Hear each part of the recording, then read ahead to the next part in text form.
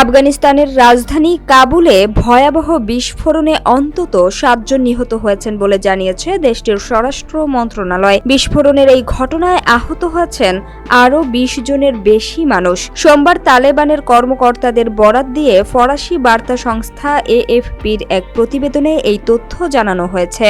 এতে বলা হয়েছে, রাজধানীর শারি নাও এলাকায় বিস্ফোরণ ঘটেছে। এলাকাটি বিদেশিদের বসবাসের জন্য পরিচিত এবং কাবুলের অন্যতম নিরাপদ অঞ্চল বলে বিবেচিত।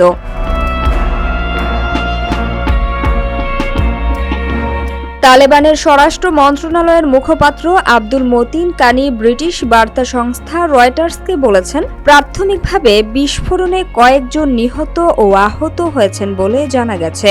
তিনি বলেছেন, এই বিষয়ে বিস্তারিত তথ্য আরও পরে প্রকাশ করা হবে। কাবুলে একটি হাসপাতাল পরিচালনার কাজে নিয়োজিত ইতালীয় সংস্থা এনজিও ইমার্জেন্সির এক বিবৃতিতে বলেছে, সোমবার বিকালে শারিনাও এলাকায় হাসপাতালের কাছে বিস্ফোরণের ঘটনা ঘটেছে।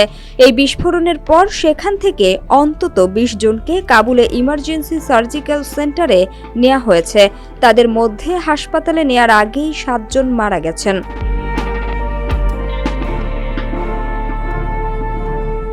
২০২১ সালের মার্কিন সৈন্য প্রত্যাহারের পর আফগানিস্তানের ক্ষমতায় আসে দেশটির সশস্ত্র গোষ্ঠী তালেবান। দেশটির এই গোষ্ঠী ক্ষমতায় ফেরার পর থেকে কাবুল সহ আফগানিস্তানের বিভিন্ন স্থানে বিস্ফোরণের ঘটনা তুলনামূলক কমেছে।